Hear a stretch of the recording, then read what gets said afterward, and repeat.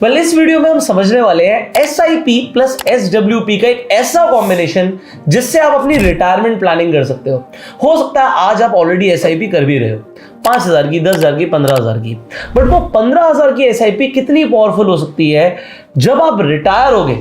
तो अगर आपने SIP को SWP में स्विच किया और मैं आपको बोलूं कि आपको 1 लाख रुपए की कमाई हर महीने आती रहेगी, अगले 20 साल तक, 25 साल तक पैसा लगातार आता रहेगा, तो ये सुन के आपको कैसा लग रहा है? अगर आप इसकी पूरी प्लानिंग समझना चाहते हो इस वीडियो को एंड तक देखना और अच्छा लगे तो शेयर भी करना।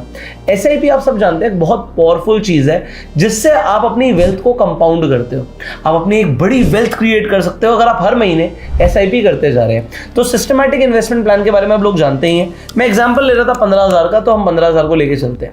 मान लेते हैं आपने अच्छे म्यूचुअल फंड चूज करे हैं, स्मॉल कैप हो सकते हैं, मिड कैप हो सकते हैं, निफ्टी नेक्स्ट 50 की ETF में इन्वेस्टमेंट हो सकती है, कुछ भी हो सकता है, बट अगर आपको 15% के आसपास की रिटर्न मिलती है। अब देखो जो 15% है, जब भी कोई इन्फ्लुएंसर 15% लिखता है ना, तो मुझे थोड़ा सा पर्सनली ज्यादा लगता है।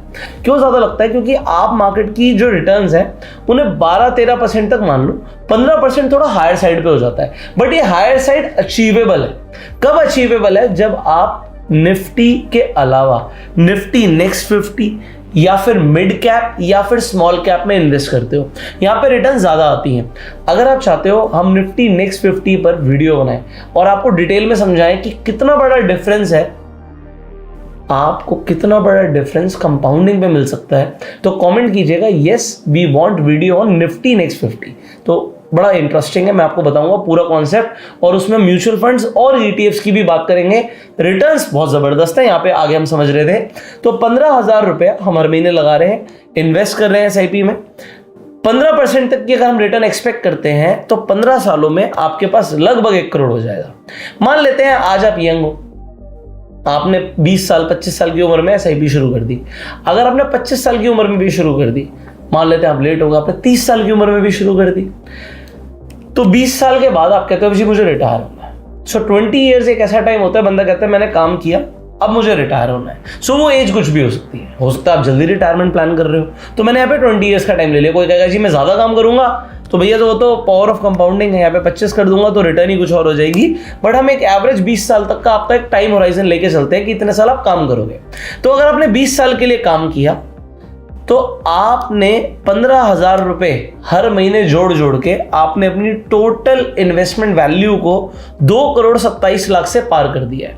सो ये 2,27,39,000 का आपका टोटल इन्वेस्टमेंट हो चुका है, जिसमें आपने अपनी जेब से लगभग 36 लाख रुपए इन्वेस्ट किया था और आपकी रिटर्न बनी है 1,91,00,000 रुपीज से ऊपर की। तो यहां तक तो हमें समझ आया कि SIP से हमारी वेल्थ बनी। तो अब हम आ गए हैं SWP कैलकुलेटर पर। अब यहां पर आप मंथली भी विड्रॉ कर सकते हो, एक ऑप्शन होता है कि मुझे हर महीने कुछ पैसे चाहिए, आप ईयरली भी विड्रॉ कर सकते हो।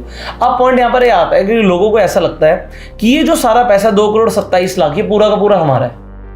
पॉइंट नंबर 1, ये पूरा का पूरा आपका नहीं है। मैं इसे कॉपी करके पेस्ट कर सकता हूं, बट टैक्स लगेगा। टैक्स किस पे लगेगा? देखो जो आपकी इन्वेस्टमेंट अमाउंट है उस पर कोई टैक्स नहीं है, बट क्योंकि उस पर आपने पहले ही टैक्स दिया हुआ है, सरकार कितना टैक्स लेगी। बट जो आपने रिटर्न बनाई है, सरकार कहती है अरे बाबा ये आपने पैसा बनाया है, इस पे तो मैंने टैक्स लिया ही नहीं। तो लॉन्ग टर्म में अगर आपकी वेल्थ क्रिएट हुई, क्योंकि लॉन्ग टर्म में ही हुई है भैया, 20 साल के बाद की हम बात कर रहे हैं, तो आपको 12.5% आज के हिसाब से लगता है। कल को अगर सरकार और टैक्स बढ़ा दे तो मैं कुछ नहीं कर सकता, बट अभी के हिसाब से मैं बोलूंगा आपको 12.5% टैक्स लगेगा। कितने अमाउंट पे? 1,91,39,324। इसका 12.5% कम हो जाएगा इंटू डिवाइड बाय 100, तो ये हो गया लगभग 23 लाख रुपए। 23 नहीं 24 ही आ रहा है, मोटा मोटा 23,92,000 आ रहा है। तो ये लगभग 24 लाख रुपए आप इसमें से कम कर लो। तो अगर आप 2,27,00,000 में से 24 लाख हटा देंगे तो 1,03,00,000 के आसपास रह गया, सॉरी 2,03,00,000 के आसपास रह गया। सो 2 करोड़ आपके पास मोटा मोटा बचा। अब ये 2 करोड़ मोटा मोटा बचा, तो हम यहाँ पर SWP कैलकुलेटर पर सीधा 2 करोड़ कर देते हैं ऐसे। अब आप यहाँ पर कहोगे जी मैं तो 1 लाख रुपया विड्रॉ करना चाहता हूँ। अगर आप 1 लाख रुपए विड्रॉ करना चाहते हैं और जब आप SWP में शिफ्ट कर रहे हो, तो वहां पर भी आपको कोई ना कोई म्यूचुअल फंड स्कीम को चूज करना है। पहले मैंने आपको एग्जांपल दिया, जब आप लॉन्ग टर्म 20 साल के होराइजन के लिए बात कर रहे हो, तो आपने पैसा लगाया था मिड कैप फंड्स में, स्मॉल कैप फंड्स में। मैंने एग्जांपल दिया था निफ्टी नेक्स्ट 50 का। आपने कोई भी इक्विटी लिंक्ड म्यूचुअल फंड में पैसा लगाया था, क्योंकि आपने इक्विटी लिंक्ड म्यूचुअल फंड में पैसा लगाया था, वहां पर रिस्क था। बट एसआईपी करने में बहुत बड़ा रिस्क क्यों नहीं होता? क्योंकि मार्केट गिरती है तब भी हमारी एसआईपी होती चली जाती है। बट एसडब्ल्यूपी अगर आप कर रहे हो तो इक्विटी में पैसा लगाना एक बेवकूफी हो सकती है। मैं आपको समझाता हूं क्यों। ये जो भी मैं आपको बोल रहा हूं, ये डिटेल में, इतनी डिटेल में लोग बात ही नहीं करते हैं इंटरनेट पर। और एसडब्ल्यूपी के ऊपर हम एक डिटेल में अलग से वीडियो बनाएंगे। अगर आप बोलेंगे तो आप कमेंट में लिखिएगा एसडब्ल्यूपी के ऊपर वीडियो चाहिए, तो एसडब्ल्यूपी के ऊपर तो पूरी सीरीज बना सकता हूं। ऑल तो मुझे बिल्कुल पसंद नहीं है एसडब्ल्यूपी, वो मैं आपको बताऊंगा आने वाली वीडियोस में क्यों, और आपको करना भी नहीं चाहिए। बट जो रिटायर हो रहा है इंसान, वहां पर कोई प्रॉब्लम नहीं कि आप ऑलरेडी 50 साल 60 साल के हो गए, अब रिटर्न्स की एक्सपेक्टेशन बहुत नहीं है, बट हमें हर महीने कुछ ना कुछ पैसा आता जाए और हमारा पैसा बढ़ता भी चला जाए। सो वो क्या होता है यहाँ पर समझाता हूँ मैं आपको। यहाँ पर आपको बहुत सारे म्यूचुअल फंड्स ऑलरेडी दिख रहे हैं, आप व्यू ऑल फंड्स कर सकते हो। अब फंड्स की कैटेगरी होती है, जब आप एसडब्ल्यूपी कर रहे हो तो आपको ये इक्विटी के जितने भी फंड्स आ रहे हैं ना, इन्हें आपको अवॉइड करना चाहिए। इन्हें अवॉइड करके आपको क्या करना चाहिए, तो आप फिक्स्ड इनकम वाले जो म्यूचुअल फंड्स हैं उन्हें चूज करो, या फिर हाइब्रिड फंड्स को चूज करो। अब क्या होता है, फिक्स्ड इनकम के अंदर बेसिकली डेट फंड्स में आपका पैसा लगता है, जैसे गवर्नमेंट बॉन्ड्स में, कॉर्पोरेट बॉन्ड में, फ्लोटिंग रेट ऑफ इंटरेस्ट जहां पे आपको मिल रहा है। तो बेसिकली ऐसी जगह पे जहां पे लिक्विड फंड्स हो, मीडियम ड्यूरेशन, ये डेट इंस्ट्रूमेंट्स में पैसा लगता है। तो यहां से आपको फिक्स्ड इनकम आएगी, ऑल तो आपकी जो रिटर्न होगी 5, 6, 7, 8% से ऊपर नहीं होती। तो आप एफडी को बीट कर रहे होगे, बट पॉइंट यहां पर यह है कि ये सेफ होते हैं।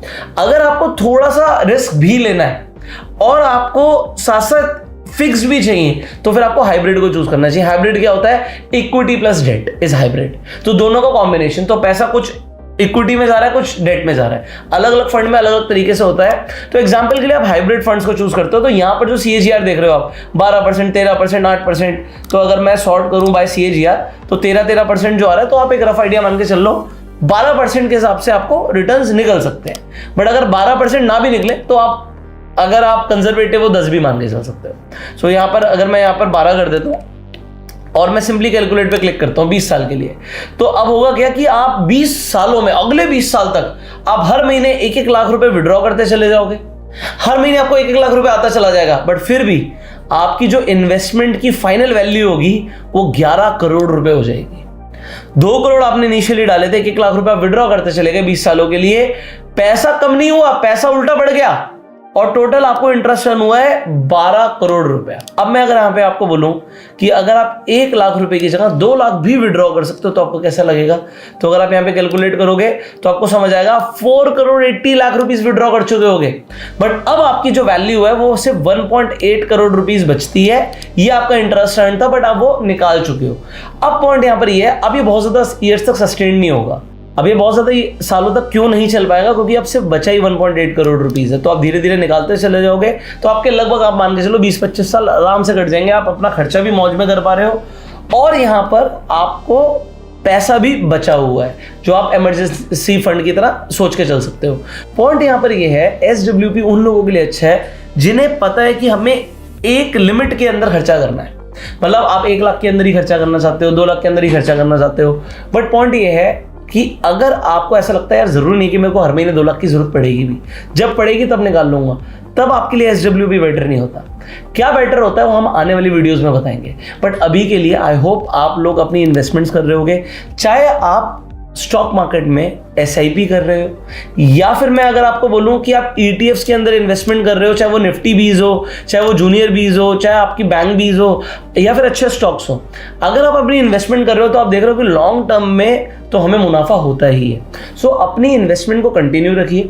अगर आप स्टॉक मार्केट में नए हैं और आप फ्री में जाके अपना डीमेट अकाउंट खुलवाना चाहते हैं, लिंक डिस्क्रिप्शन पिन कमेंट में मिल जाएगा। डीमेट अकाउंट आपके लिए इसलिए जरूरी होता है क्योंकि इसी अकाउंट से आप शेयर मार्केट में इन्वेस्टमेंट और ट्रेडिंग कर सकते हो, एसआईपी कर सकते हो, आईपीओ में इन्वेस्टमेंट कर सकते हो, और सबसे बड़ी चीज आप रेफर एंड अर्न के थ्रू भी पैसे कमा सकते हो। सो आप लिंक चेकआउट करना, रेफर एंड अर्न पे क्या पैसे मिल रहे हैं ये भी आपको क्लियरली मेंशन हो जाएगा, आपको दिख जाएगा जब आपका डीमेट अकाउंट खुल जाएगा। एग्जांपल के लिए आपको 300 रुपए या 500 रुपए मिलता है एक अकाउंट ओपनिंग का, तो अगर आप 10 लोगों को रिकमेंड करते हो तो लगभग 5000 रुपए आपको मिल गए। सो ये आप एडिशनली अपनी साइड इनकम अर्न कर सकते हो। इसी की आप एसआईपी भी कर सकते हो, वो भी आपको 5000 रुपए की एसआईपी 15% के हिसाब से 20 साल में कितनी रिटर्न देगी, कमेंट करके जरूर बताना।